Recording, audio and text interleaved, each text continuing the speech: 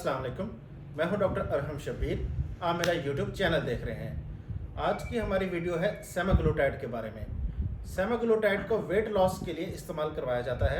Initially semaglutide को type 2 diabetes की management के लिए लॉन्च किया गया था। वेट लॉस इसका साइड इफ़ेक्ट था, लेकिन फिर डॉक्टर्स ने ऑफ लेबल सेमाग्लूटाइड को वेट लॉस के लिए इस्तेमाल करवाना शुरू कर दिया। अब FDA ने सेमाग्लूटाइड को वेट लॉस के लिए अप्रूव कर दिया है। तो वो लोग जिनका बॉडी मास इंडेक्स यानी BMI 30 या 30 से ज़्यादा है, ये ओबीस की कैटेगरी में आते हैं। ऐसे लोग सेमाग्लूटाइड का इस्तेमाल कर सकते हैं।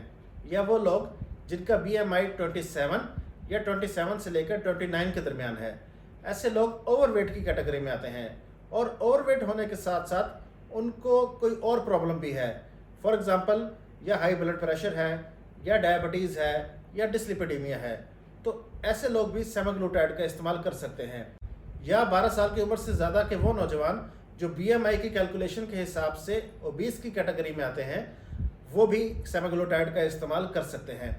बेहतर रिजल्ट के लिए, बेहतर वेट लॉस के लिए सेमाग्लूटाइड को लो कैलोरी डाइट के साथ इस्तेमाल किया जाता है और एक्सरसाइज को डेली रूटीन का हिस्सा बनाया जाता है। अब सवाल ये है कि सेमाग्लूटाइड के इस्तेमाल से कितना वेट लॉस हो सकता है।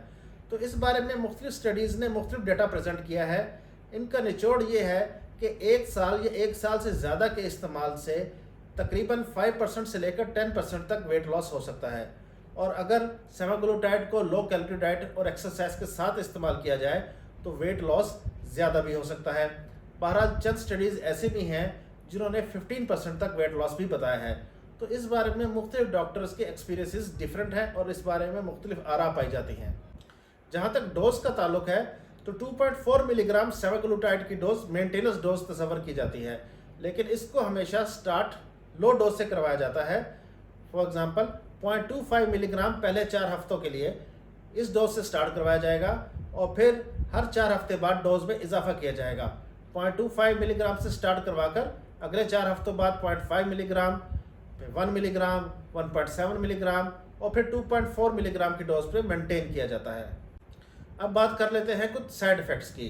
तो जो मोस्ट कॉमन साइड इफ़ेक्ट्स हैं वो तो गैस्ट्रो इंटेस्टाइनल साइड इफ़ेक्ट्स ही हैं, यानी निज़ाम इन्हज़ाम से मुतालिक हैं। इनमें मिसाल के तौर पर डायरिया, वॉमिटिंग, कॉन्स्टिपेशन, पेट में दर्द, पेट का फूलना, हाजमे की खराबी, सर का दर्द, शुगर लेवल में कमी, जिस्म में थकावट और इस तरह के दूसरे साइड इफ़ेक्ट्स शामिल हैं। जो ख़ास वार्निंग है साइड इफ़ेक्ट्स के बारे में वो थायराइड कैंसर के बारे में है।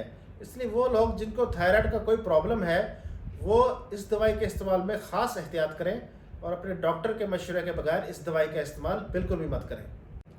बाज़ ममालिक में ये दवाई साल्ट फॉर्म में भी अवेलेबल है।